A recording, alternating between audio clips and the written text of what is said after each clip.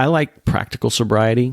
I like the kind of sobriety that's very black and white. It doesn't require a lot of pomp and circumstance. And so I happen to find a sponsor who is about practical sobriety. It's not what I think. It's not what I say. It's what I do. And that's all he focused on, is what am I doing?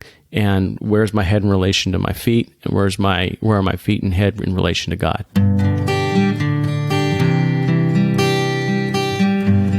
Well, hello, friends of Bill W. and other friends. You have landed on Sober Speak.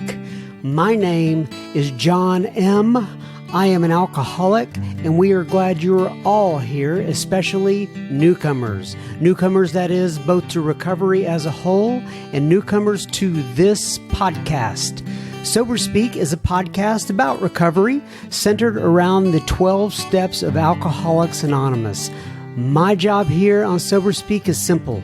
My job is to provide a platform to the amazing stories of recovery all around us.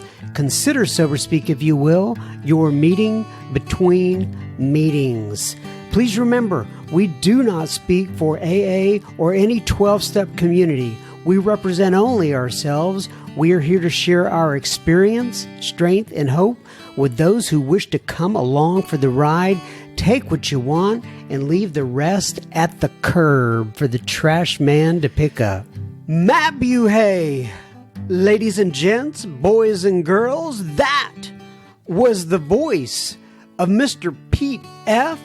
that you heard at the beginning of this episode, this being episode number 165, and you will be hearing so much more from him in just a moment. But first things first, yes, by the way, you did hear me say Mabuhay on the beginning of this, and I will give you more background on that in just a moment. But first things first, this episode right here, right now, that you have your little ears bent to, is brought to you by Tanya and Kathy and Jennifer and Misha and Laura and Anonymous. What, you ask, did Tanya and Kathy and Jennifer and Misha and Laura and Mr. or Ms. Anonymous do, you say? Well, they went to our website, soberspeak.com, and clicked on the little yellow donate tab and made a contribution. Thank you so much, Tanya and Kathy and Jennifer and Misha and Laura and Anonymous. This episode is coming right out to youans. We're going to let the other folks listen in as per normal, but this episode's coming right out to you all. So you heard me say at the beginning of this Mabuhay. And the reason I'm saying that is because, in fact, if you are a Filipino and you're listening in on this, you probably will recognize that particular word. And this comes from Angela. Angela wrote in and she says, John, I would love it if you would say Mabuhay. By the way, I hope I am pronouncing that in the correct manner. There's a very good chance that I am not, but nonetheless, it's spelled Mabuhay. If you could say Mabuhay in one of your podcast greetings, I would absolutely love it. It is a common greeting in the Philippines, like saying aloha or hola. The literal meaning is to, quote, live, unquote, or to live, which I think is appropriate for sober life. I think that's appropriate as well, Miss Angela, to live and or to live. She says, thanks for all you do, Angela H., a Filipino American from Long Island, New York. So for any of you that understand a Filipino, a Philippines, how would you say that? Philippines. I doubt very seriously that is accurate, but nonetheless, I crack myself up sometimes. Angela, thank you for writing in. And I do want to tell you, I'm in kind of a zip-diddy-doo-dah mood today. In fact, I literally thought about singing zip-diddy-doo-dah, zip-diddy-day as I started this episode. But I realized that Not everyone who comes in to listen to the podcast is in a good mood. And sometimes when somebody else is in a good mood, it is just absolutely sickening. Now, I want to tell you, I'm not always in a good mood, right? I am grumpy. I get a mad mood. I get depression, the whole nine yards. But today, this day in particular, I just happen to be in just a very pleasant mood. And I know the reason why. I could tell you. And that is because today, already what I've done is did my little prayer and meditation, and then I went over to a step study, which my friend David G has put together, and we went through the first week of that step study. It goes 14 or 15 weeks, something like that, and by the time you're done with it, you have worked through the steps with a like-minded group of individuals, and it's just absolutely fantastic. So I did that. And then I came back and I was able to record an episode of Sober Speak, which you guys are going to get to hear very soon. And I absolutely loved it. It was fantastic. And now I am here and I'm talking to you all, Ewans, and I'm just excited about that. I've been praying about you guys this week, thinking about you guys. So nonetheless, here I am, and mabuhay to all of you. Let me go ahead and read a review. Is that how you call it? Yeah, a review. I think that's what you say, that we got on Apple iTunes. And JD posted on Apple Podcast. He says the title of this is Meeting Between Meetings Taken on a Whole New Meaning. And then he posts and he says, I've been listening to John M's Sober Speak podcast on a regular basis since my journey began in Journey in Sobriety began in July of 2019. In the very beginning, I was fortunate enough to have my choice of a variety of daily meetings. I use Sober Speak as a, quote, buffer, unquote, to listen to in my headphones while at work, doing chores around the house, long drives, etc. Now that the pandemic has taken its toll on my regular meeting schedule, I found myself relying upon only 4 to 5 weekly meetings. I have been so thankful that John M has kept the episodes fresh and current. I am able to make it a few days between meetings without getting, quote, squirrely. I understand that, JD, unquote. But I enjoy plugging into Sober Speak whenever I please to stay connected with my program of recovery. JD in St. Augustine, Florida. Well, JD in St. Augustine, Florida, thank you so much for posting that on Apple iTunes. We do appreciate it. And as I always say, thank you so much for allowing me to be part of your journey. And I love that you're part of mine as well. I, John M., will be the host, not the host. I will be the chairperson for this meeting between meetings, and I am truly honored and privileged to serve all of you listening in. You can't see it, but I'm doing a little namaste hands and kind of bending forward here. So take a seat around this virtual table, if you will, and let's get started.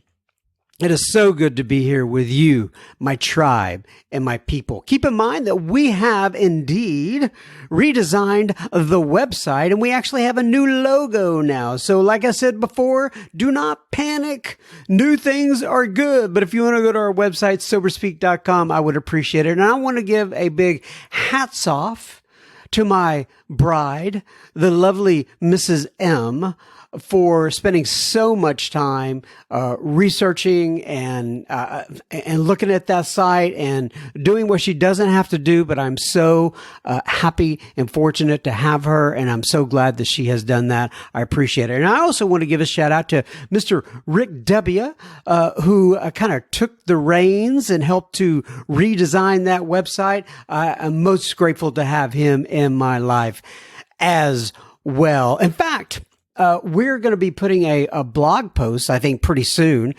We have somebody from New Zealand who has volunteered to start with some little blogs. They're going to take some of the content that we have created already, create that into a blog, and then post it on the website. So anyway, if you hadn't been there in a while, go check us out. It may be exciting for you, it may not, but it's www.soberspeak.com. Now, it is time for a little bit of Deep Thoughts by John M. And what I want to do at this time of year is tell, I call it my Christmas story in Alcoholics Anonymous. And what I mean by that is I may have told this story before. I don't know. I'm sure I've told many of the stories over and over on the podcast. I have no idea. But if you've heard this before, just bear with me. But now that we are in the middle of the holiday season, I want to tell you about my experience, if you will, in Alcoholics Anonymous with Christmas. If when I got to Alcoholics Anonymous, I would have sat you down and told you about some of my experiences with Christmas growing up, it would have been very apparent, and you would have agreed with me, but that there are some reasons why I should not enjoy Christmas and the holidays in general and everything that goes on around that. But something happened to me like a year or two into sobriety. I had taken so much for so many years out of the holiday, the Christmas holiday in general, that I thought to myself, you know what, I've taken so much out, it's time to put back in a little something that I have taken I've been such a bah humbug guy for so many years, it's time for me to start putting back in. So what I did is I went to the pharmacy store, drugstore, whatever you want to call it. I don't think it was CVS at the time. I think it was like a Eckerd's or something like that. But I went down there and I got some little decorations, and I came back to my little apartment that I had. And I'm talking like $5 worth of decorations, right? It was nothing, and they were really cheesy. And I put all those up in my apartment.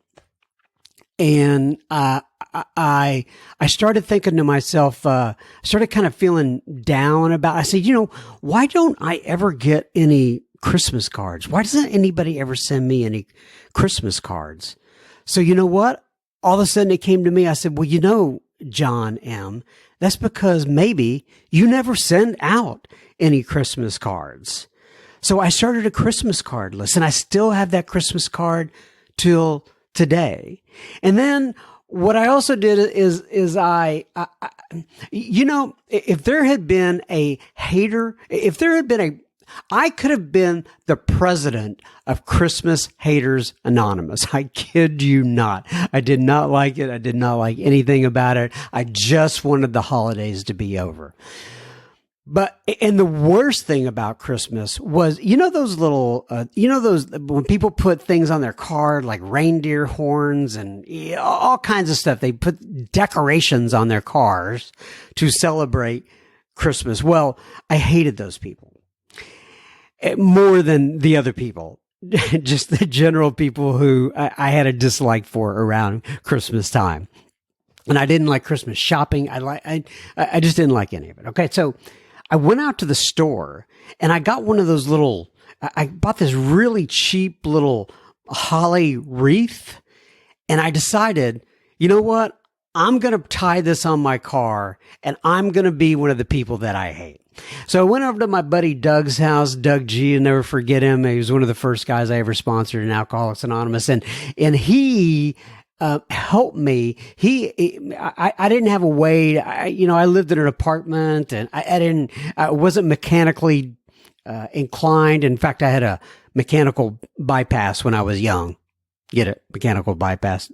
Anyway, so I was mechanically challenged. I went over to his house, and we went in his garage, and we got some rope, and we tied that holly wreath onto the front of my car, and I was driving around with a holly wreath on my car, and I was dang proud to be doing it. And then I went out to the mall one day with a buddy of mine. His name is Mark. Absolutely love Mark. He's not one of us. And we had always been kind of bah humbug guys together. We had a brotherhood that we hated Christmas together, and we were very proud of that. So we're walking through the mall one day, and we're hearing all the Christmas music, and I started to sing Jingle Bells or whatever was on, and he looked at me like I had three eyes. He was like, "What are you doing?" I was like, Mark, I'm kind of changing my tune here, literally. I'm changing my tune in that I like these Christmas songs. I don't know what's going on with me.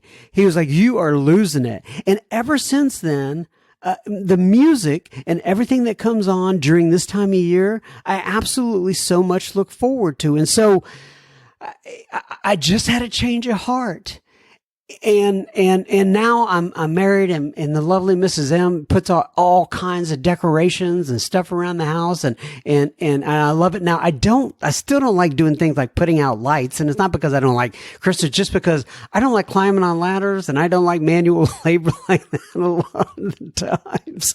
And so anyway, but I love everything that goes on with Christmas. To me, the anticlimactic part of it is actually usually the day, right? I just like all the season and the songs and the decorations and everything that's going on during this time. And so I guess my point is, what is my point? My point is that I'm the same guy.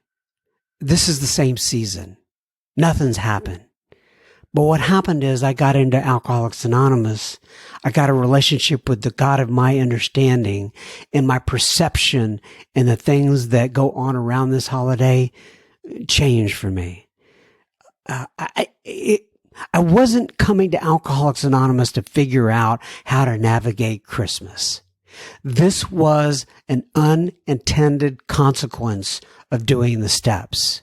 And when I do the steps and do the work that's called for in Alcoholics Anonymous, I will have unintended consequences. Some positive, some not so positive, right?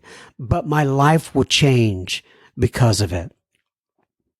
That, ladies and gentlemen, is Deep Thoughts presented by John M.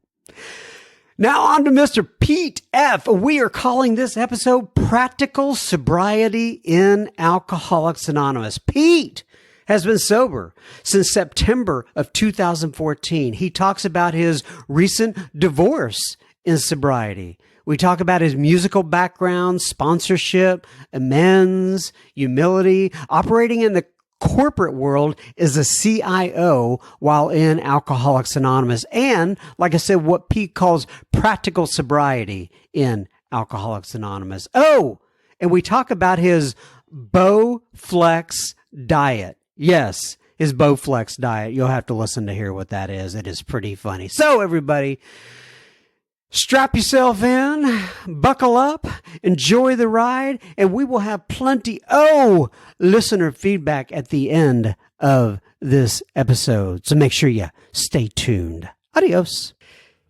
Okay, everybody. So today we are sitting here with the one and only from the Frisco group of AA in the Dallas, Texas area, Mr. Pete F. So, Mr. Pete F., why don't you go ahead, introduce yourself, and give your sobriety date if you wish, sir. Thank you, John. My name is Pete, and I'm an alcoholic. My sobriety date is September 14th of 2004. September 14th, 2004. That's great, Pete. Congratulations. Thank you. You're quite welcome. I'm sure you did it all by yourself, right? I wish that were the case, but obviously it took a lot of people in a lot of rooms to get me to this point. So, all right. grateful. So, and before we get going here, I just want to talk to you about this real quick. Here's the thing about sitting in a meeting with somebody, and you hear their shares, but you don't really hang out with them outside of the meeting a lot. I've always loved what you had to share in the meetings. That's obviously why you're sitting here, because I wanted you to share more of that and what you share with the listeners. But right before we started, you were asking me about the equipment that we have set up here, my digital recorder and all that kind of stuff. And you're asking me how it does, or how it's all kind of dovetailed together. And I said, well, so you obviously know something about this. And you said, I'm a musician. So tell me about your musical background. Oy vey. So I'm an amateur, a semi-pro musician. I've played the guitar and I've played in bands since I was about 20 years old. And it's just something, I mean, it's ridiculous for a 50-year-old man to be, hanging out with bands and doing that kind of stuff, but it's something that I can't shake. I just love doing it. I love everything. I love playing the music. I love singing. I love messing with the equipment and recording. And so it's what I do when I'm not working. What do you play? I play the guitar. Okay. Poorly. No, well, it can't be that poorly. Pretty poor. So do you do gigs and such? Yeah, I mean, when there's no coronavirus, shutting things down, that's, we play smoky little dive bars and, do little festivals and, benefits and stuff like that. And so, when it's going a couple times a month, we'll be out playing someplace. And so what kind of music is it? Basically classic rock, so everything from around the time that, in the early 70s, some of the late 60s, and then, it just depends. Sometimes you'll throw in something from the 80s or the 90s and, think that it's modern. But that's classic. That's actually, I'm dating myself because 80s and 90s is considered classic rock now, too. So. Right. So like 60s and 70s stuff, too. Yeah. Right? So give me an example of what are your hits that you usually play during we like the Guess Who, the Led Zeppelin, Pink Floyd, all of the big names back in the day. And, it's just, you always freeze when somebody asks you what's on the song list because there's 60 or 70 songs and you can never remember one of them. But generally, if it was on, any of the major radio stations back in the 70s, it's probably something that we would play. So you do a little bit of Jimmy Page there, huh? Not me. Okay, so you're not a lead guitar then. I can play the lead, but not a la Jimmy Page, although I know a lot of musicians that can do that. I'm kind of the guy who holds down the rhythm and also I do a little bit of singing. But both, again, it sounds a lot sexier than it really is. It's not. It's like a garage band type thing, and we make a little bit of money at it, and we enjoy it, and we take it pretty seriously. But it is, it is not our job. It's just a hobby. So. Okay, so like I said, I know you from the meetings. I absolutely love you. Mm-hmm. Every time you come into the rooms, I'm like, oh, I hope they call him Pete to share because I love hearing from you. So, with that being said, though, tell me about yourself. Are you single? You married? Do you have kids?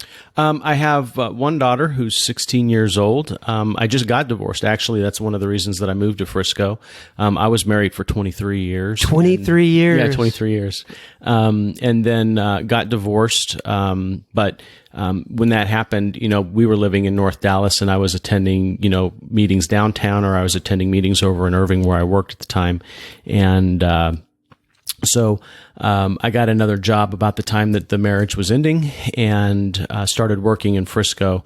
And then, as the divorce was getting finalized, I just moved up here to be closer to work.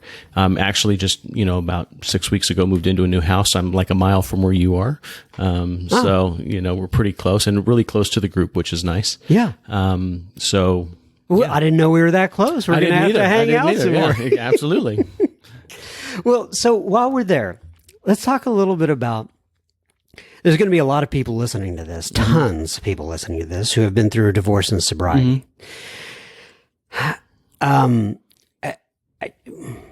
Talk to me a little bit about that, your experience and your emotions going through it, being in sobriety and, what your self-talk was, and all that sort of stuff.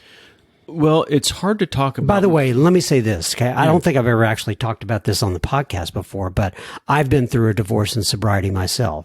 Back when I was like 5 years sober, something like that, I went through what I call a starter marriage. We were married for like a year. I went through that process, and it was probably the most painful thing that me personally that I've been through while being sober. So that's why I'm interested in getting your perspective on it. Sure. And I mean, it's a big thing. I mean, divorce and alcoholism seem to go, hand in hand. It's pretty common. I'm a child of divorce. Never thought I'd get divorced, but ended up being divorced after 23 years of marriage. It's kind of a earth-shattering kind of event, but it's hard to talk about it without talking about the year in which my ex and I decided to get divorced because, we all have troubles and everything else, but I had the most difficult year I could imagine.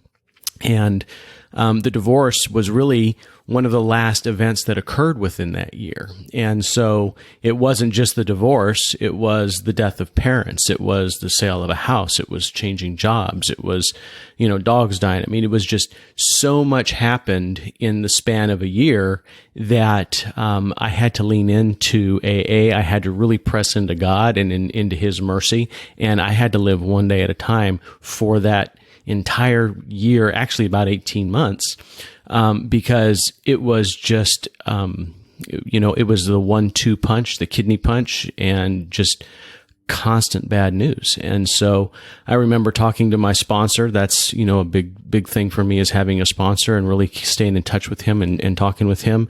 And, he just said, the way that you get through this is a reflection of the program that you're working. It's a reflection of your relationship with God. And it can be, if you do this the way that I'm hearing you want to do this, it can be something that others can draw strength from who are going through a tough time. And so I'm not sharing it because I'm proud of the way that I got through my divorce or any of those other things. I'm sharing it because it's a testament to the power of Alcoholics Anonymous, the power of the 12 steps, the power of the community of brothers that we have in the program, and ultimately to the power of God. So when I got divorced, or when I found out that I was getting divorced, I said, I'm here to serve, right? That's what AA taught me, is I'm here to serve. It doesn't mean I'm going to be a doormat, but I am not going to fight. We've ceased fighting, so I'm not going to fight. I'm going to try to work it out so that I come out of it as whole as possible. My ex comes out of it as whole as possible. We can have somewhat of a productive relationship for the benefit of our daughter, who we have in common. And that I said the last thing I really want coming out of this is I don't need another enemy. I'm done making enemies. So. It was challenging. I had to, and it's never as difficult as when you're talking with somebody who's, you've been married to. I mean, that's a very intimate relationship, which, those feelings are very strong, but I constantly had to say, what is the right thing to do here? What AA taught me, and is it to go and hire a bulldog of a lawyer and try to tear her apart and try to keep all the money and time after time, I just God put it on my heart that no, you need to sacrifice, and, you don't have to lose everything, but everybody's going to lose something. So step up to the plate and do your part. So I think that, I have a relationship with my ex-wife, which is amicable. It's productive, again, for the benefit of our daughter. We co-parent fairly well as a result of that. We're still, figuring some things out, but I don't harbor a lot of resentment in my heart about it. I'm not regretful about it, and it's an event that happened, but it's one that I'm just so grateful, so grateful to AA for helping me get through it, because I know the old me, and the jihad that would have become. The holy war that would have become to destroy one another. And it simply didn't cross my mind. AA kept me on the right path. And I just feel like if you can go through a divorce well, I think that happened. And again, I'm not tooting my own horn. I'm just talking about the power of the program, the power to change an asshole like me, who would have been an absolute cutthroat, into somebody who said, we both need to emerge from this and be able to carry on our lives. So. That's divorce in AA as far as my experience. Right. I was getting chills while you were speaking there, to tell you the truth. I mean, I'm getting chills thinking about it, because that's not the way I normally am. You have to understand that that's not my default setting. What about your daughter? How has she been through this? Well, I mean, it's not easy, and I thought for somebody who was 15 years old, it would be a little bit easier, but obviously, it's a major change for her, and, so she's getting used to it, and, the reality is that I actually spend a little bit more quality time with her now, because we get the standard Texas visitation schedule, so I get her every other weekend, and when she's with me, we make that a priority. And that just wasn't the case before. I saw her every day, but we didn't make our time together a priority, kind of took it for granted. Now, because it's limited, we have to be much more prescriptive about the way that we use it. And so, I can't wait to see her. And I think she feels the same way. She can't wait to come and see me. And, we do stuff together, but, I want to be a Disneyland dad. I used to think that was a funny thing and I wanted to be that, but, I still have to be a father as well. And so we try to make time for that kind of stuff and also time to just spend with one another and enjoy each other's time. So she's getting better. Okay. So let's go back a little bit. Sure. You said that you're tired of making enemies. You don't want to make any more enemies is basically what you said. So I'm assuming that would kind of reference a time before you got to Alcoholics Anonymous. And talk to me about that particular area, before you got here. What are the kind of the things that come up for you? Well, I said that because it reminds me of that little saying where, friends may come and friends may go, but an enemy lasts forever. Mm-hmm. And so I hear a lot of people talk about this in Alcoholics Anonymous, that I either love you or I hate you. There's really not, tolerance is never part of the equation. And oftentimes, if I know you long enough, it turns to hate. And so, there's just a lot of people who I had a lot of animosity towards, a lot of resentment towards. And, like a lot of us coming into Alcoholics Anonymous, I had a lot of baggage. And so,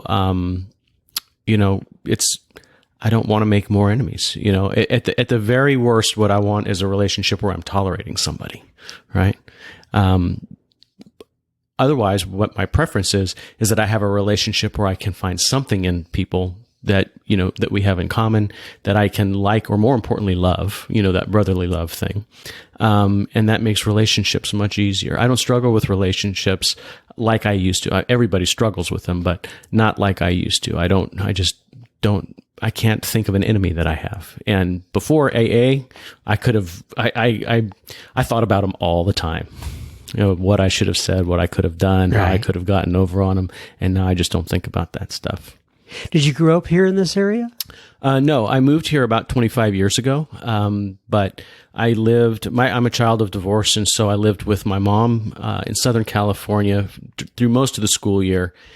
And then, my father lived on a cattle ranch out in West Texas, eastern New Mexico. And, I lived there for all of the summer and a little bit of the school year, because of their, divorce decree. So any alcohol or drug addiction in the background with the family? Yeah. Dad was an alcoholic. He was in, when I was probably 8 or 10 years old, I remember him going to meetings, and I know that he had a stretch of about 14 or 15 years. And then, you never went to any meetings with him back then? No. Did he seem like he was real involved, or kind of? He was very involved in Alcoholics Anonymous. Yeah, he was, you would have labeled him a success story, long-term sobriety, working with others, living, a godly life and, doing the best he can. And then, I think what happened is he moved, off of that ranch. He'd been a cattleman his whole life. He moved off of that ranch. He'd been a what his whole life? A cattleman. Oh, okay. Gotcha. And moved up to Washington, and thought, well, I can drink a little beer on these cloudy days, and you know how the story goes. Mm-hmm. And before you know it, he was back off to the races, and had a few bouts in and out of AA, but really was trying to do it himself. Very religious guy, very scholarly when it came to religion and the Bible and Christianity in general. But like so many people, that's just not enough. He didn't have the addition of AA, the fellowship, to help him stay sober, and he just didn't. And that's one of the horrible things that happened, in the year of my divorce. It was actually one of the things that really it kicked off that horrible year. It was actually 2 years ago in September. He passed, and he passed after 4 or 5 years of absolute suffering, unmitigated suffering. When you say suffering from alcoholism? Yeah, suffering from alcoholism. So, all of the emotional suffering that we go through, the loneliness, the separation, but also physical suffering. So, night eating, he was under 100 pounds, and, falling down the stairs covered in bruises, every day would fall, and just, his health declined and kept, continuing to decline. And, I can go into great detail about some of the horrible things that happened to us as we, enter the last stages of alcoholism. I'll save it, but I can tell you that and this is a little bit selfish, but we learned this in the program. As difficult as it was to watch and know that I couldn't do anything other than be there for him as a son, but there was nothing I could do to get him sober. As difficult as that was to watch, it's also really a powerful reminder to me of just what it is that I have, and what happens if I don't do the right thing. And so I try to turn that around and use that as this is a glimpse of my future. If I decide to screw the cap off a bottle of whiskey, this is what will end up, happening to me. And so I remember talking to him too, about this. And he said, he said, don't drink. That was his dying wishes, that I don't pick up a drink and experience what happened to him. So he knew you were obviously sober. Oh yeah. Very proud of it. Oh, wow.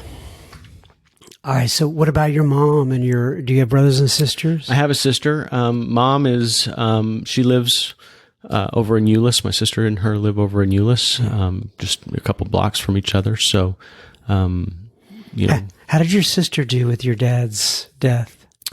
Not well. I mean, I don't know.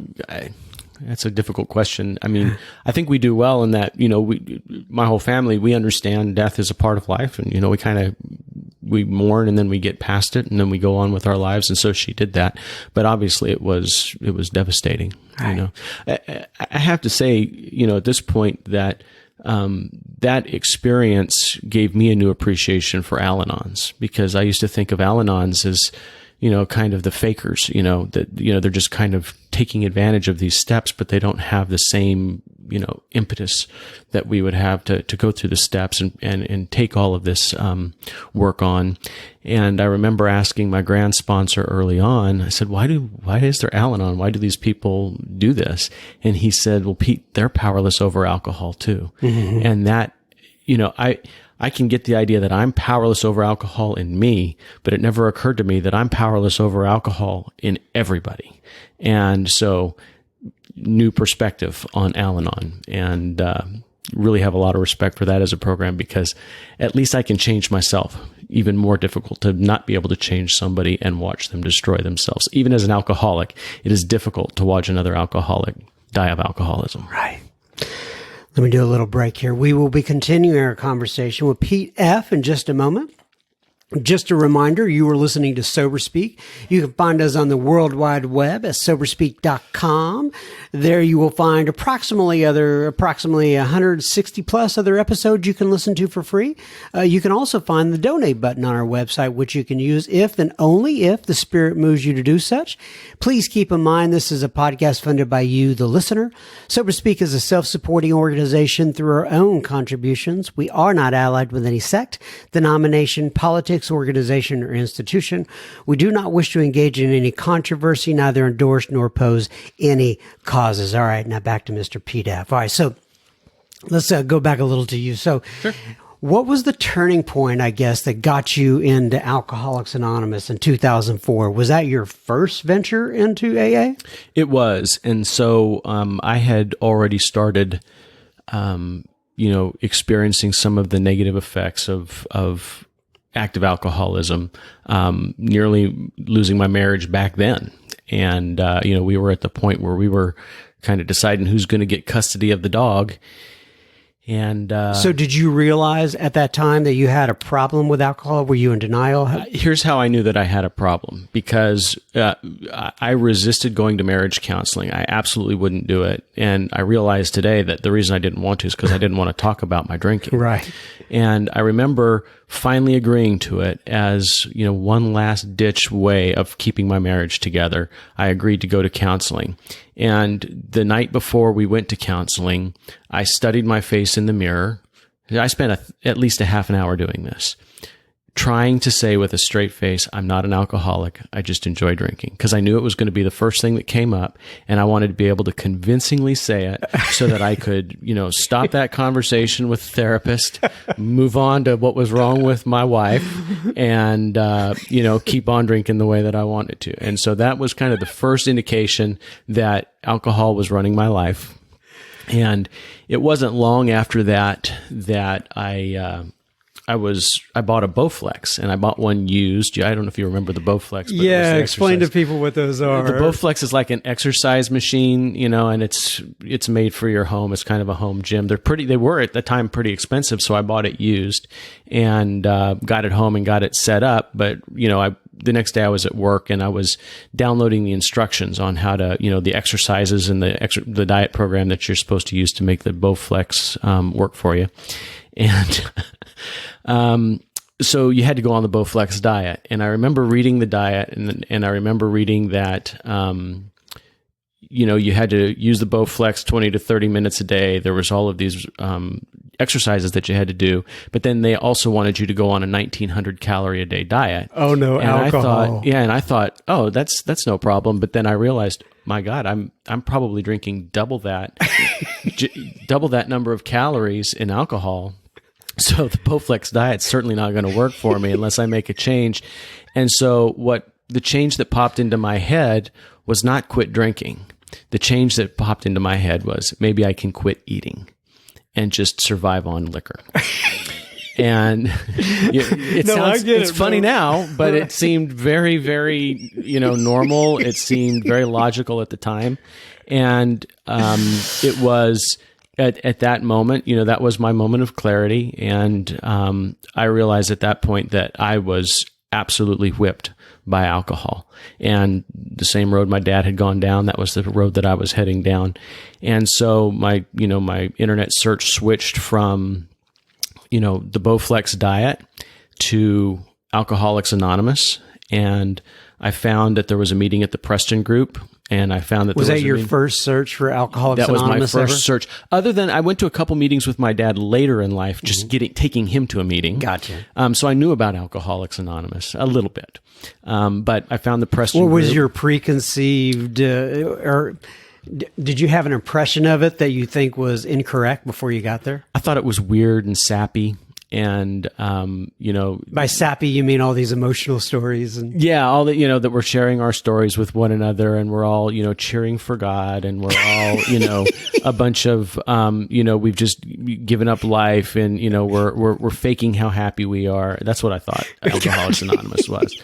But it was great for my dad because he was an alcoholic, right? Of course I am too. And so I'm very curious the couple meetings I went to about what they were talking about. But, anyhow, they had a lunch meeting, and I went to that lunch meeting over at the Preston group. And, I don't know if you've been over there. Well, this was a long time ago. They've moved once or twice since then, but there was this long blue hall, and, there was an Al-Anon room off to the right, but you had to walk down this blue hall. And I remember walking in and just having tunnel vision. I was really, really, nervous about what I was going to find in there. And I remember thinking, this is the same color blue as the Weatherford jail. And I thought that was just hilarious, that I'm walking into an Alcoholics Anonymous meeting and it's the same color as I call it institutional blue, and a lot of alcoholics will know it. They also know institutional green, because those seem to be the two colors.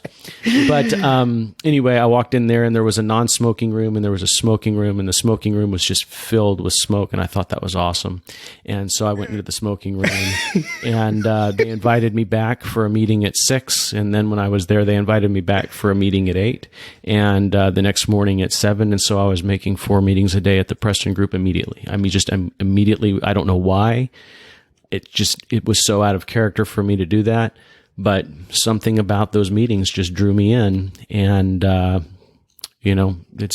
don't like to follow rules. I don't do it often, but somehow or another, Alcoholics Anonymous, just the power of that room, to somebody who finally wanted help, the power of that room, it just trumped all of my, bullshit thinking. And, I just did what I was told to do. And so I'm always curious about this too, is that, okay, so here you are, you've been married for an extended period of time at that point. I'm sure, I'm just wondering how your wife reacted. I mean, you're spending 4 meetings a day, right? You're gone quite a bit, and you read about this. All of a sudden, you just take to it like a fish to water, or whatever.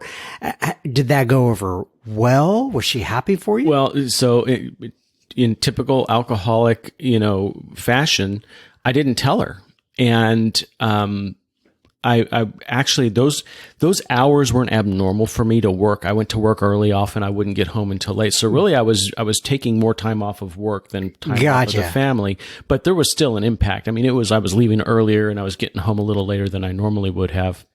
But I didn't want to tell her I was going to AA because I wanted to leave myself the back door. Right. That if I decided I don't want to do this AA thing, she wouldn't know and then hold me accountable to the admission that I was an alcoholic, right? Right. So I waited about 3 or 4, well, probably 2 or 3 weeks, until I was pretty sure that I wanted to really go through with it. And then she thought I was having an affair. When I finally sat down and told her, she thought that I was having an affair. And I'm like, look at me. How am I going to have an affair, right? Oh, Pete, you're a good looking guy. She just immediately started crying and told me how proud she was of me. And, that's when I knew that I thought that I was the only one who knew that I was an alcoholic, right? I thought nobody else knew. I did such a great job of keeping this a secret. And from her reaction, it was obvious that no, I did a terrible job of keeping it a secret. So, at least from her. Right. Okay. So you're into AA now. Take me a little bit further down. How was that first year? What were those first couple years like? Take me through that period. Well, I still don't understand what it was about AA that made me comply. I don't know. That's a good way to put it. It sounds terrible. I mean, I hate the word comply, I know what you mean, right? or, that I've been obligated or accountable. I just don't like those because they're a harness that I don't want to carry. But something about AA made me want to be obedient. And so I got a sponsor. I got a sponsor in my group, and I started working with him. And whatever he told me to do, I did it. And again, that's not me. That, unaided by a higher power, I would have fought all the way. I probably would have dropped out after a couple of weeks, but I stayed in just long enough to start feeling better, start seeing some results, which was immediately pointed out to me that this is the program working for you. Keep going. And so I did. And I think, I come from a line of sponsors who were extremely interested in service. And so they made me get jobs in the group. And, I remember,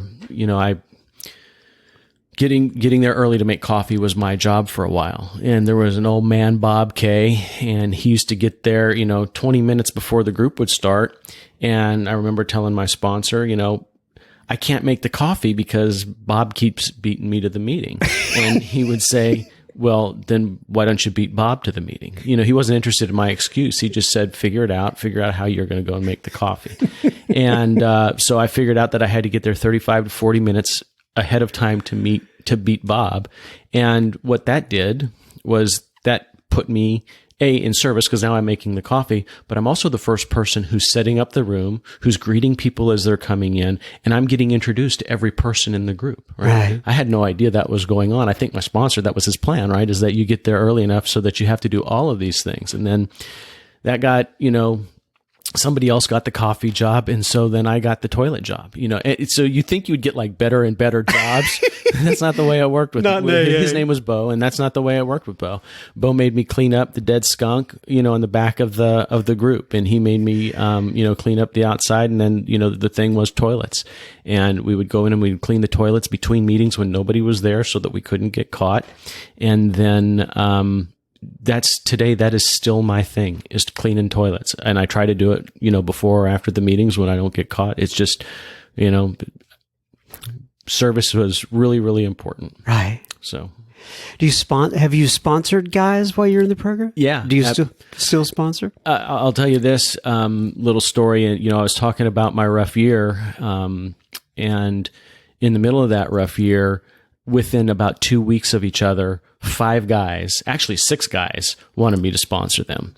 And, again, I talked to my sponsor and said, what do I do? And he says, well, we never say no in AA, but in this case, you may have to do some things just because of the practicality of it. How are you going to meet with that many guys?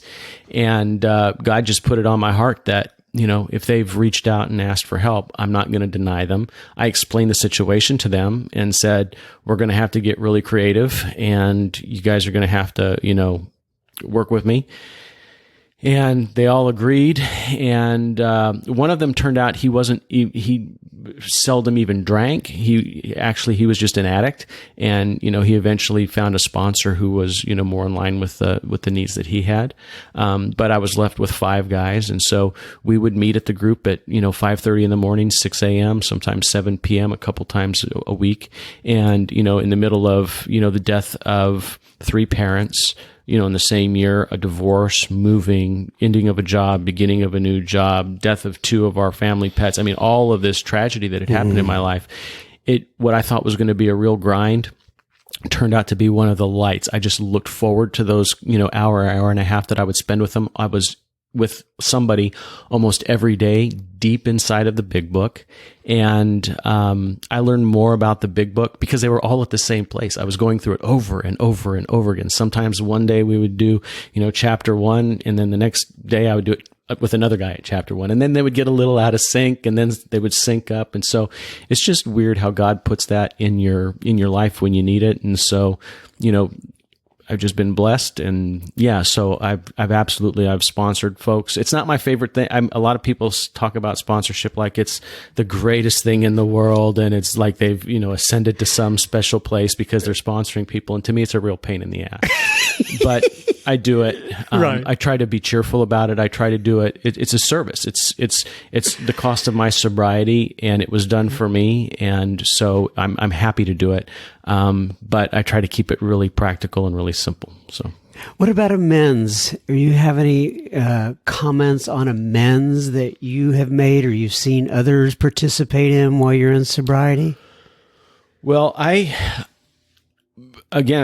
not normal, but when I had my list, I went out and I made my amends, and I made every single one of them on the list because I just didn't want it hanging over me. I didn't want there to be any excuse to go back and drink. So I did all my amends, and frankly, mine weren't as big as some of the amends that I've seen, performed in AA.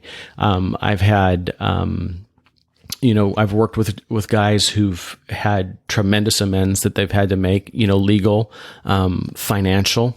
And so, I know that, that can be a struggle, and I know the weight. This is one of those areas in AA where we say, listen, I can pay this large sum of money back that I stole, and I can live a happy and productive life, or I cannot do it and I can drink and die. And we look at those and weight them equally. The alcoholic Right. mind just, we don't have proportion or perspective when it comes to alcohol. And so I got to participate with people who were facing that kind of a decision. And in many cases, they said, listen, I don't want to do that. I'm so happy with the way life is that I'm willing to risk the amends. One of them, and it wasn't a guy I sponsored, but it was a guy who was in my support group. One of them actually reported to the court. He'd been a fugitive of the court. He knew that he was probably going to be arrested. He knew that he would probably go back to jail.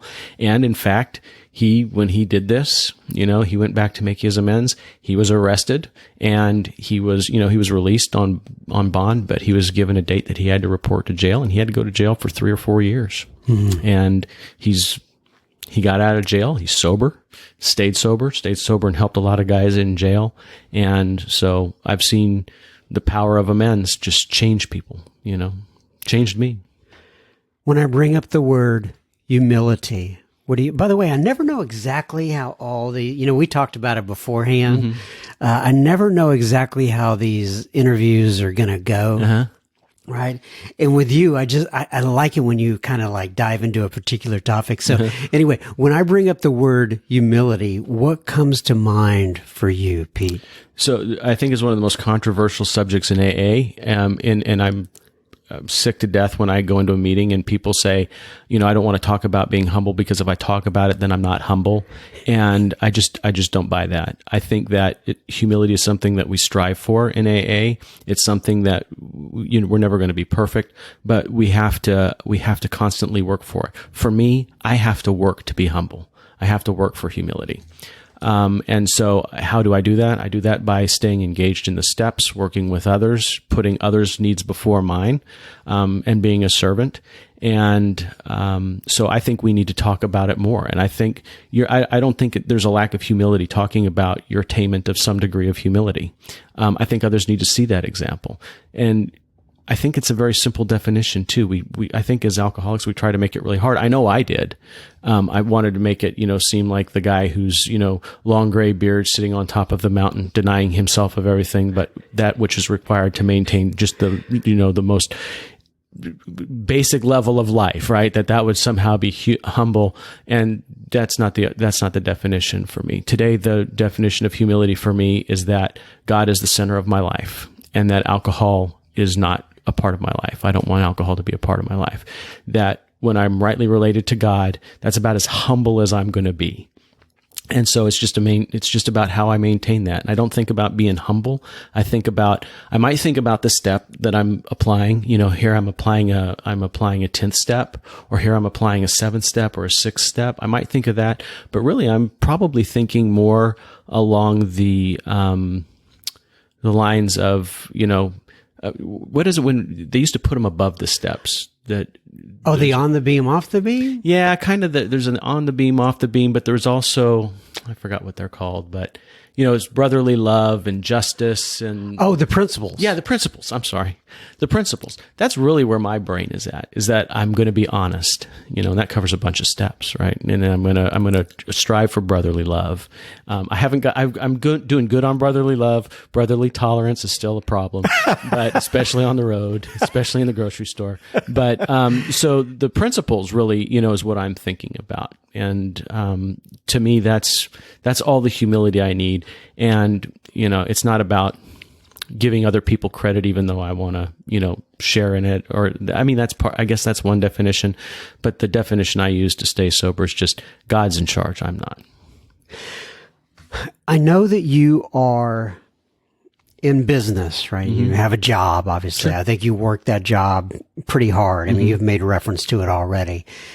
How have you applied the steps and what you've learned in the program, and how has it changed you in how you approach your job? And do you want to describe basically what you do with your job? Yeah. So, I'm a technology executive. I'm a CIO. And so I run, the technology portion of a pretty good sized business. And, it's AA and living the principles in AA makes work a little bit harder, very frankly. I don't get to cut corners like other people do. I have to take the high path every single time. And there are times where the lower path is very, it seems much easier, mm-hmm. Which is a lie. Long term, it's not. Long term. But right. Short term, it sure looks good. Mm-hmm. There are times where, I think retribution needs to be doled out, and I want to be the sheriff, There's just a lot of things that, the way that I'm wired, that I think that would help, and AA kind of attenuates that. And so in business, I've found that AA makes things harder. It makes it better. I have a much better reputation. Maybe you can sleep better at night. Certainly I can sleep better, but people trust me, right? If I say I'm going to do something, they know that I'm going to do it. If I say, if I get into a deal with somebody, they know that I'm going to hold up my end. I think I would have done that before, but there would have been a lot more, self-seeking in that, and motivation towards my own benefit. And what I found, and this is one of the great things about AA, is that when we work towards the mutual benefit of those around us, everybody benefits a lot more. Yeah. It's when somebody's trying to take more than their fair share, which is, again, my normal wiring is doing that. So I would say that AA's made the job a little bit harder, but it's much more rewarding. I go in and I work hard. I know that I do a good job for my employer. I take satisfaction in the work that I do. You could say pride. I don't think that's a bad thing to I have pride in understand. the work that we do. Correct. And I certainly enjoy the outcome of working hard and doing a good job, and I enjoy the camaraderie at work. But I sometimes get a little bit miffed that other people get to take the low road, Right. and I got to take the high road. So, Pete, as we wrap it up here, there are people listening in all four corners of the world. Mm-hmm. Some of them are thinking about getting into recovery in some form or fashion. Some of them are on the edge. Some of them have 1 foot in, 1 foot out, and they don't know really if it's for them. I can't tell you how many people I have write me and they say, well, I haven't been to meetings yet, but I enjoy your podcast, or I haven't, for whatever reason, they haven't dove in yet. And really what I want you to do is kind of share, not really give advice, so to speak, but share your experience, strength, and hope on what Alcoholics Anonymous has done for you. Mm-hmm. Well, my life revolves around Alcoholics Anonymous. I mean, it is the centerpiece of my life. God is the centerpiece of my life, and God is represented. The outer circle of God for me is Alcoholics Anonymous, and that's the way that I communicate with God. That's the way I stay in touch with this higher power that I need to live, and it's the way that I stay accountable to the way of life that's prescribed in the 12 steps of Alcoholics Anonymous. And so, what I will say, and I kind of touched on it earlier, is that my exposure to AA is, there was a lot of people who were kind of Pollyanna, and a lot of, I'm one, so I'm going to say this, and I hope it doesn't offend anybody, but a lot like Jesus freaks, right? I'm a Jesus freak. I'm a self-confessed Jesus freak, no question about it. Right. But that personality type, Right.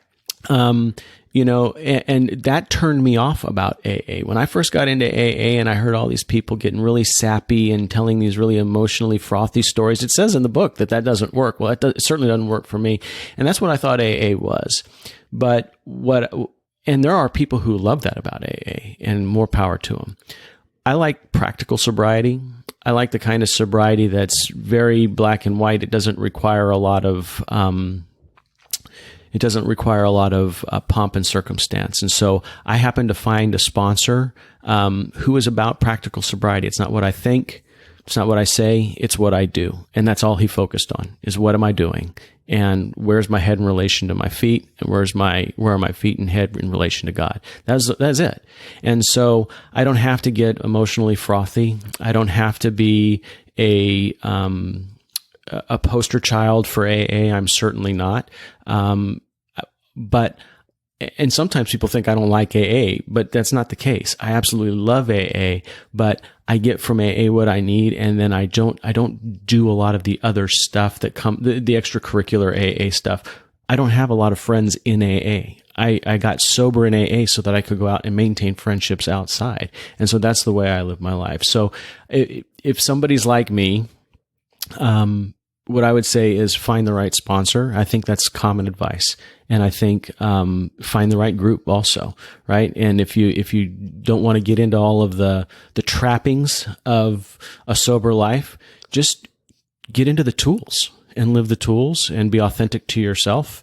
And, anybody can do AA. It doesn't matter. Everybody can get sober in AA. I absolutely believe it. So. I think we just came up with the title for this particular episode. I think we're going to call it Practical Sobriety. Okay. Mr. Pete, thank you so much for joining me today. Thank you so much. God bless you, my friend. Likewise. Oh, and I need to read page 164 of the big book as we wrap things up here. You would think I would learn to have this ready. Oh, my goodness. Here it is. My goodness. Abandon yourself to God as you understand God. Admit your faults to Him and to your fellows. Clear away the wreckage of your past. Give freely of what you find and join us. We shall be with you in the fellowship of the Spirit, and you will surely meet some of us, like me and Pete, as you trudge the road of happy destiny. May God bless you and keep you until then. Once again, Pete, thank you so much for joining me. God bless. Thank you, Mr. Pete F. If you're listening out there and that episode impacted you, please take a moment to stop and share. Remember, we don't want you sharing your gossip or your STD, but we do want you sharing this episode with a friend or family member. It may be just what they need today. Now, on to a little bit of listener feedback for you. Roger writes in, and Roger says, "Hi, John. I live in Grand Haven, Michigan, right on the shore of Lake Michigan, just west of Grand Rapids, Michigan." There's a few Michigans there. He says, "I have been sober since February 4th of 1984. I went to treatment at the Hazelton Center in Minnesota for 30 days and have been active in AA ever since. I stumbled onto your podcast last night. One of my grand sponsees turned me on to the podcast. Then I looked up Alcoholics, and you were there. I just listened to Jared M. from Texas tonight. That was our previous episode. Tonight from Texas with your interview style of talk. We do open talks here in Michigan quite often, at least before the quote, this thing screwed everything up. He's talking about coronavirus. He says, I was thinking I might try the interview idea in our area. Maybe we could get more people to speak. I think that's a good idea, Roger. You got to try that. And he says, all we have in the area now is Zoom meetings due to our governor. Anyway, it's a great day to be alive and sober. I will be passing on your podcast, Sober Speak, to many of my buds. I will keep listening from now on. Roger K. Well, Roger K., welcome to the community, the Sober Speak community. You're already part of the AA community, and you have been for quite some time. I appreciate your service and sticking with it for so many years. Thanks, Roger K. Brent writes in. Brent says, "Hi, John. I live on a farm and a ranch in East Texas. By the grace of my higher power, I have been sober for a couple of years now. I found Sober Speak during the pandemic when I was looking for more interactions with other alcoholics to support my program. I know a few of the guests on your podcast personally, so it has been meaningful to me to hear from them. Thank you so much for what you're doing. I listen to at least one episode a week. Thanks again, Brent." Well, thank you, Brent, on the farm and ranch out there in East Texas. Appreciate you writing in. Natalie writes in. She says, "Hi, John. My name is Natalie. I love the live Zoom meeting." Well, I'm glad you could make that, Natalie. "It was so much fun, and Gary K. had such nice responses. I live in Arizona, and I have been in Al-Anon for 3.5 years. Triple exclamation point. No longer around active alcoholism, but I still attend open AA meetings. So many great shares. I found Sober Speak in 2019 just by searching for recovery podcasts. I really like your delivery as a host, and I can tell you have a great time doing it." Well, you're right about that, Natalie. She says, "I have enjoyed so many guests, and it's hard for me to mention just a few. Thanks for all you do, John M." Natalie. Well, thank you for writing in, Natalie. Appreciate ya. Larry writes in, and Larry says, "I live in," hope I can get this right, Poulsbo, Washington, Poulsbo. I retired a little over a year ago and sold everything and took off in an RV. The only problem was I went along and drank myself across the country." Sorry, Larry. He says, "I have just a few days right now, but I am attending Zoom meetings daily and have started working with a sponsor. I found Sober Speak when I did an internet search for recovery podcasts, and I resonate with Bill C. I also have signed up for his daily email. Thanks for all the work that you are doing, Larry. Well, thank you, Larry. And just in case somebody is not familiar with what Larry's talking about, if you want to sign up for Bill C's daily email, you would email bill@kitchentableaa.com. And if you don't have a pen to write that down, just email me at johnjohn@soberspeak.com and I will get that to you. Thanks, Larry. Anicia writes in from down under. And she said, John, it was great to see and be there at the Sober Speak Live event, although I must apologize for not having me screen on. Well, no problem, Anicia. Believe me, I was focused on just getting through the event. I did not notice. She said it was midday here in Aus, and I was doing lunch things for my family. And as well as listening, I'm just so sorry I wasn't able to give my full attention and a real life smiling face to Gary without being interrupted. Well, no problem. Anicia, I just like saying your name. I've never known an Anicia, and I like saying it because I know how to pronounce it, because you gave me the phonetic spelling at one time, like last year or something like that. Anyway, back to the letter. She says email. I wish if we did write letters nowadays, it'd be so cool. But anyway, I'm going off on a tangent. She said, the last couple of Sober Speak Live events I missed, and we have a sponsorship meeting that runs across the same time, and I wouldn't want to miss that sponsorship meeting. Well, I don't blame you, Anicia. Not only because I love it, I'd probably get raised eyebrows. Yes, I'm pronouncing that like she says, Prolly. Why? Get raised eyebrows at best. Laugh out loud. Due to my time zone change recently, I was able to jump on for Gary K. He never disappoints. Always a great speaker. Not sure if you picked it up from Vinoy or Nancy, but they are BFFs. They came out to Sydney, Australia for our women's conference, and boy, what a hoot. Yes, I love Vinoy and Nancy, both of them.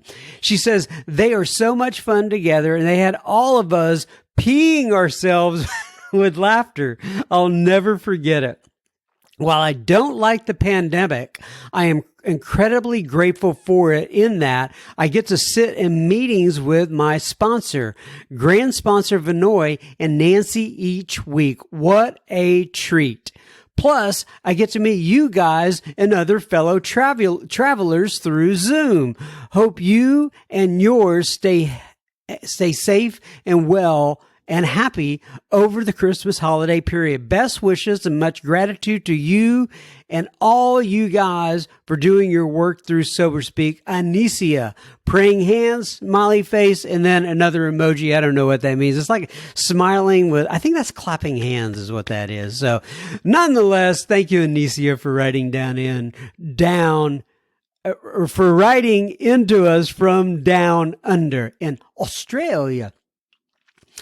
Philip writes in from Sweden. He says, hey, John, Philip here from Sweden. He didn't say it that way, but you get the idea.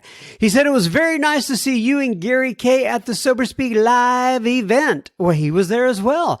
In Sweden, the event started at 2:00 in the middle of the night. Oh, no. He said, I fell asleep almost 40 minutes into the show. I'm so sorry, Philip. He says, I don't know for how long I slept, but you guys were still going when I woke up. Yeah, we went on for quite a while. He says, I hope you didn't see me sleeping and drooling in the webcam. No, I didn't see that, Philip. He says, looking forward to listening to the podcast while being awake this time. You and your guests rock. And then he's got one of those like rock hands, like where you hold up, like two fingers. It kind of looks like a hook 'em horns emoji there. But anyway, hey, you know what, Philip in Sweden, you rock, my friend. Thank you for writing in. I appreciate it. Derek writes in, he says, "Good morning, John. My name is Derek R. I am 41 years old and I live in Titusville, Florida. FL. I have worked the 12 steps out of the Big Book, and I serve sponsees by taking them through the steps the same way. I am a true alcoholic, and I was hopeless toward the end of my obsession with alcohol. I am 5 years sober." Good for you, Derek. "But was in and out of the room for 6 years, and it's only by the grace of God that I was scared of, like most things, that fear touched my life today." I probably didn't read that right, but nonetheless, "I truly know a freedom and happiness that I never thought was possible." I hear you, Derek. "I am so grateful for you being of service by helping others with your podcast. I can identify with you and all of your guests in one way or another. I listen to your show every morning on my walks. As I write, I am listening to David G. on step 5. Well, thank you for doing God's work and being of service to others. Please add me to the super secret Facebook group as possible. With gratitude, Derek R." The picture below is of this morning's sunrise looking out over NASA's Kennedy Space Center. I got that. That was an absolutely beautiful picture, Derek. I appreciate you writing in. As you know, I got you an invite out to that Facebook group, and I'm so happy that I can be on this journey with you, my friend. Matt writes in and he says, "My name is Matt," and I'm not going to read his last name, but it starts with an F, "from Millersburg, Ohio, 45 miles south of Akron in the heart of Amish country." Well, that, I'm sure you know this, Akron is the birthplace of Alcoholics Anonymous. And he says it usually helps to throw that info in so people know where Millersburg, Ohio is at. My sobriety date is February 23rd of 2015. I have a God of my understanding, a sponsor, and a home group, which is called the Millersburg Tuesday Night AA Group. I just came across your podcast on Saturday evening as I searched Spotify for AA podcasts. I just listened to Bill C's episode on step 10 and really appreciated it. I will definitely be coming back to hear more. I have a desk job where I can listen to the podcast while working. Could you, John M., hook me up with the super secret Facebook group? And thank you so much, John. Hope to see you around someday, Matt. Well, as you know, Matt, we got you out the invite, and it's so good to have you in the super secret Facebook group. And I'm glad that all is going well for you up there in Millersburg, Ohio. Thanks for writing in. Bettina writes in. Hope I'm pronouncing that right. Bettina. She says, "Hi, John. Not really sure how to join the super secret Facebook group. My email is such and such. Love the podcast and the diversity. I am listening from Germany. Blessings, Bettina." Well, guten Tag, Miss Bettina. And as you know, you are in there now. All you had to do was send me your email associated with your Facebook account to John, John, at Soberspeak.com, and we have you now in the Facebook group. And you know, I have a couple of people lined up from Germany that I will be recording here in the new year. We are going for the international flavor, and I'm so glad that you are listening to us while over in Germany. Thank you, Bettina. Finally, last, but definitely not least, Kathy writes in, and Kathy says, "John, I was listening to your podcast on the way to work today, and I'm so grateful to spend time with you." Well, thank you, Kathy. Likewise, very much likewise. She said the gem that I immediately texted all my friends upon arriving at the office was, quote, "Not everything happens for a reason, but everything can serve a purpose." unquote. It was pure gold. And as you know, Kathy, that came from the episode with Jared M. called Life Can Change in the Blink of an Eye. And I thought that quote was pure gold as well, Kathy. She said, I was laid off from my job in July. It was unexpected, but I ended up being less of a blow because they paid me 6 months' salary and they are covering my benefits until January of 2021. It was a little scary since I'd been at the same job for 15 years. Man, I can imagine, Kathy. She said, I was lucky enough to get a new job right away, and my new boss has 22 years of sobriety. It's wonderful to be able to work with somebody that speaks the same language and is a great mentor. Thank you so much, John, for your service.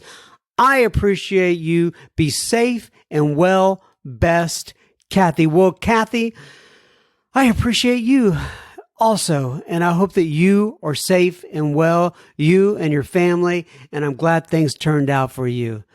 All right, everybody, that was the end, or that is the end of this particular here episode, and I will most likely be back next week. As you know, I take this week by week, just like we take it a day at a time in sobriety. Keep coming back. It works if you work it. And I will see you next week, hopefully. God bless you. And if anybody has any questions, make sure to reach out to me at John, John, at soberspeak.com. Always love hearing from you guys.